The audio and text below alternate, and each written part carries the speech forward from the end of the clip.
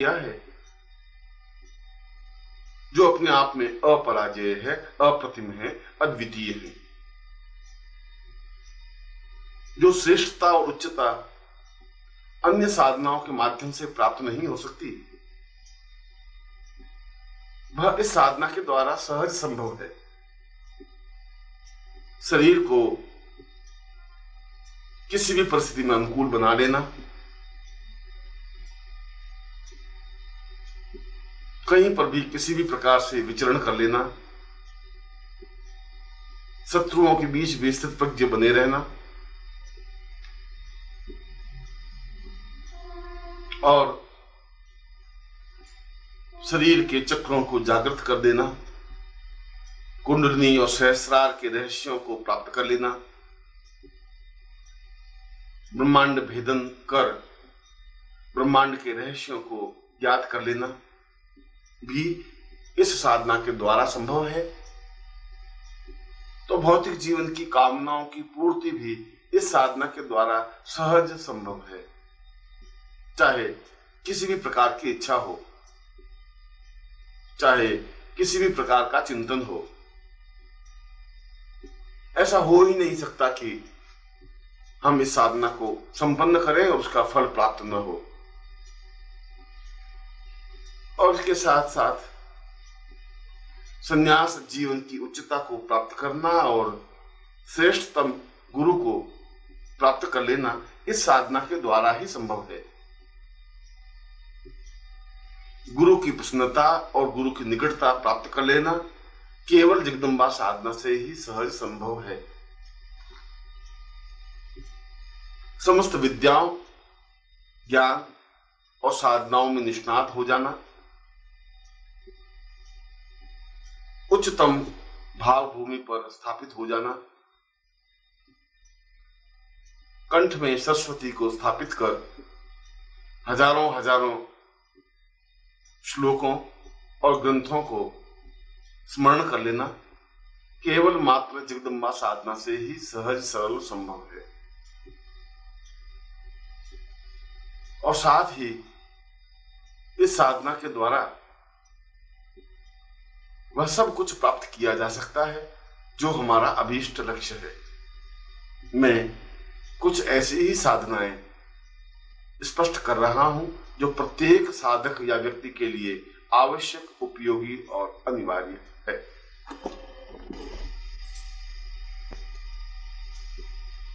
जगदम्बा साधना के कई स्वरूप हैं।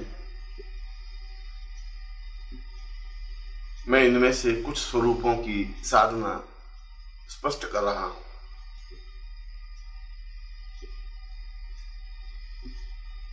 एक तो नवारण मंत्र साधना है। नवारण मंत्र साधना का तात्पर्य अपने जीवन की समस्त आध्यात्मिक इच्छाओं की पूर्ति करना, ज्ञान प्राप्त करना, चेतना प्राप्त करना, सिद्धियों को हस्तगत करना, कंठ में वाग देवी को, सरस्वती को स्थापित करना, सहस्रार जागृत कर कुंडलिनी के माध्यम से ब्रह्मांड की चेतना को प्राप्त करना, ये सभी नवारण मंत्र साधना से सहज संभव है।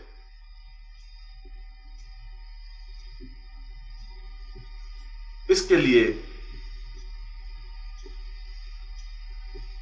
नवारण यंत्र की आवश्यकता होती है जो अपने आप में ही सिद्ध हो, चेतना युक्त हो, क्योंकि यंत्र का सीधा संबंध साधक के चित्त पर और उसकी क्रिया पर होता है, जिसकी वजह से उसे साधनाओं में सिद्धि प्राप्त होती है।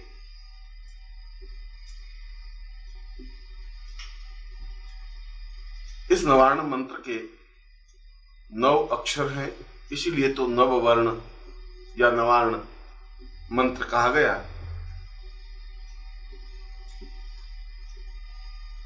और इसमें हकीक माला से या स्फटिक माला से रात्रि को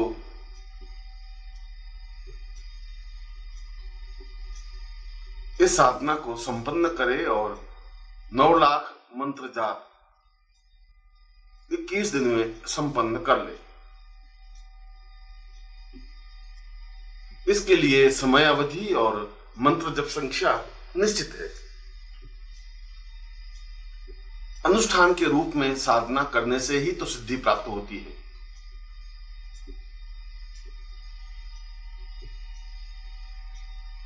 इससे साधक स्वयं हिसाब लगा ले कि उसे रोज कितना मंत्र जाप संपन्न करना है।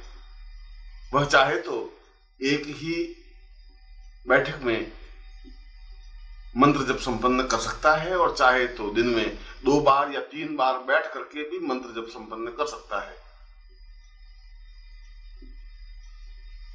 उच्च कोटि के योगी और सन्यासी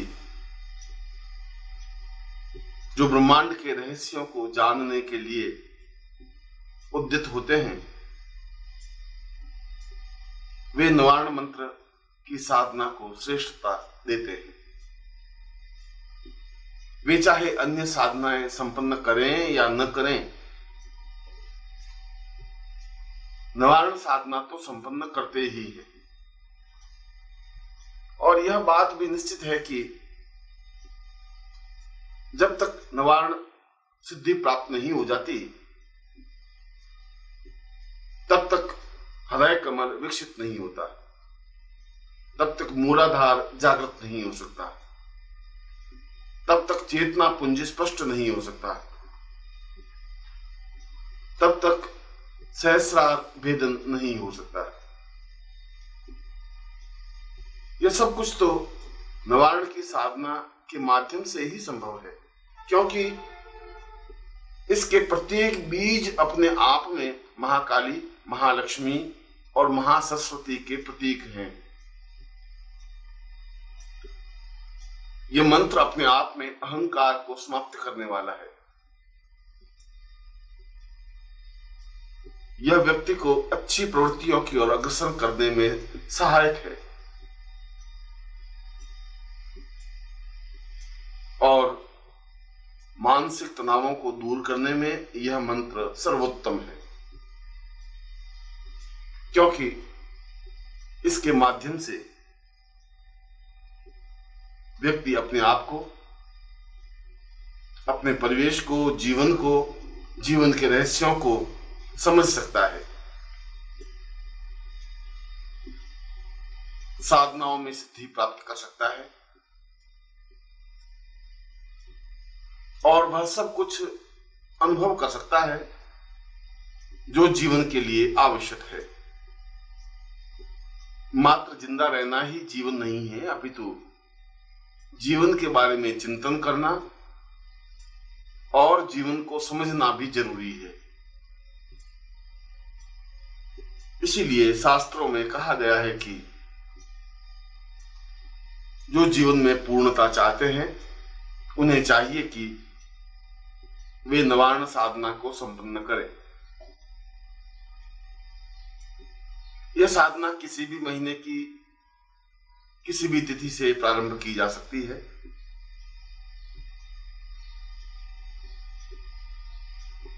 केवल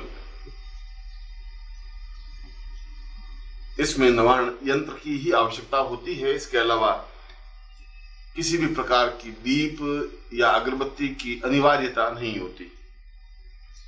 इसमें यह भी नहीं देखा जाता कि साधक किस दिशा की ओर बैठा है या किस प्रकार का आसन है। आवश्यकता इस बात की है कि साधक पूर्णता के साथ नवार्ण मंत्र की निश्चित संख्या को संपन्न कर ले। और यह नवार्ण मंत्र है ऐंग रींग क्लींग चामुंडायै विच्चे। अपने आप में यह छोटा सा मंत्र होते हुए भी अत्यंत तीव्र प्रभावोत्पादक है, तुरंत असर करने वाला है और सारे शरीर को चेतना युक्त बनाने में सक्षम समर्थ है, क्योंकि इस मंत्र के द्वारा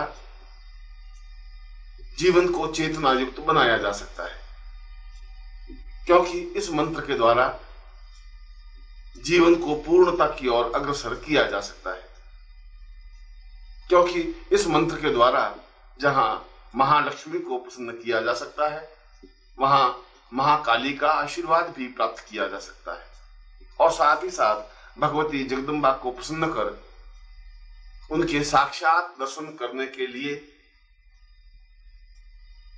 यह मंत्र अपने आप में सर्वोत्तम है। यह जरूरी है कि